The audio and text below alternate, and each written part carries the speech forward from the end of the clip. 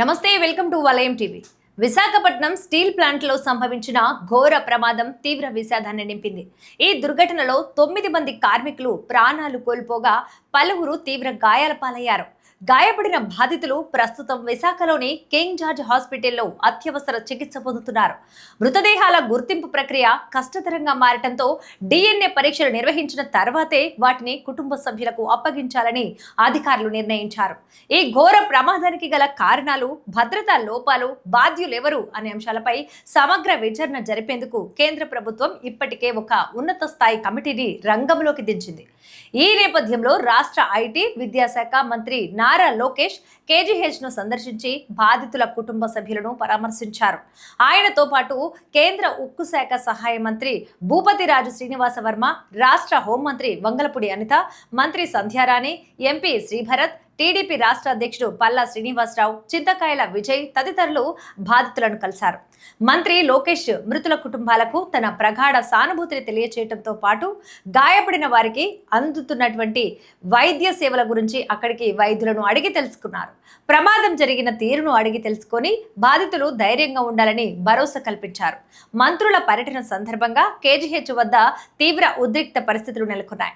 బాధిత కుటుంబాలకు న్యాయం చేయాలంటూ అక్కడికి చేరుకున్న వామపక్ష పార్టీల నాయకులు, కార్యకర్తలు, కార్మిక సంఘాల మంత్రులను నిలదీశాయి. ప్రమాదంలో మరణించిన కార్మికుల కుటుంబాలకు ₹1 కోటి చొప్పున తక్షణ పరిహారం చెల్లించాలని వారు గట్టిగా డిమాండ్ చేశారు. ఈ క్రమంలో నిరసనకారులకు, ప్రభుత్వ ప్రతినిధులకు మధ్య వాతావరణం కాసేపు వేడెక్కింది. పరామర్శ అనంతరం మంత్రి నారా లోకేష్ మీడియాతో మాట్లాడుతూ తమ ప్రభుత్వం బాధితులకు పూర్తిగా అండగా ఉంటుందని స్పష్టం చేశారు.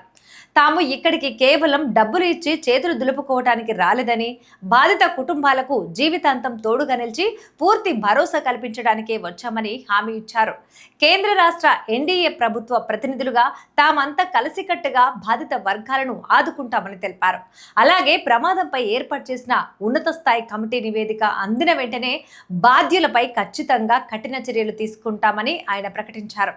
కేంద్ర మంత్రి శ్రీనివాస వర్మ కూడా స్పందిస్తూ బాధిత కుటుంబాలకు పూర్తి న్యాయం జరిగేలా చూస్తామని హామీ ఇచ్చారు. మరోవైపు ఈ ప్రమాద ఘటన ఆంధ్రప్రదేశ్ రాజకీయాల్లో తీవ్ర దుమారం రేపుతోంది. వైసీపీ నేత, మాజీ మంత్రి గుడివాడ అమర్నాథ్ కూటమి ప్రభుత్వంపై, ముఖ్యంగా మంత్రి నారా లోకేష్ పై తీవ్ర స్థాయిలో విమర్శలు గుప్పించారు. రాష్ట్రంలో ప్రస్తుతం రెడ్ బుక్ అరాచకం నడుస్తోందని, లోకేష్ ఒక నియంతలా వ్యవహరిస్తున్నారని మండిపడ్డారు. KGH వద్ద న్యాయమైన డిమాండ్ల కోసం అడిగిన కార్మిక సంఘాలను లోకేష్ తీవ్రంగా అవమానిస్తూ బెదిరించే ధోరణిలో మాట్లాడడం దుర్మార్గమని ధ్వజమెత్తారు. కూటమి ప్రభుత్వం కార్మికుల సంక్షేమాన్ని పూర్తిగా గాలి కొదిలేసిందని ఆరోపించిన ఆయన స్టీల్ ప్లాంట్ బాధిత కుటుంబాలకు తక్షణమే ₹1 కోటి చొప్పున పరిహారం ఇవ్వాలని డిమాండ్ చేశారు. ఈ ఘోర ప్రమాదంపై అరకు వైసీపీ ఎంపీ తనూజారాణి కూడా స్పందిస్తూ కేంద్ర రాష్ట్ర ప్రభుత్వాలు దీనిపై సమగ్ర విచారణ జరపాలని కోరారు. ఈ ప్రమాదం కేవలం భద్రతా వైఫల్యాల వల్లే జరిగిందా అనే కోణంలో కూడా లోతైన దర్యాప్తు జరపాలన్నారు. కూటమి ప్రభుత్వం బాధిత కుటుంబాలకు అన్ని విధాలా అండగా నిలవాలని డిమాండ్ చేసిన ఆమె మృతుల కుటుంబాలకు ₹1 కోటి నష్టపరిహారంతో పాటు ప్రతి బాధిత కుటుంబంలో ఒకరికి శాశ్వత ప్రభుత్వ ఉద్యోగం కల్పించాలని స్పష్టం చేశారు. దీంతో పాటు బాధితుల పునరావాసానికి ప్రభుత్వం ప్రత్యేక చర్యలు చేపట్టాలని ఆమె డిమాండ్ చేశారు. ఇవి ఇవాల్టి అప్డేట్స్. మరిన్ని అప్డేట్స్ కోసం వలయం టీవీని సబ్స్క్రైబ్ చేసుకోండి.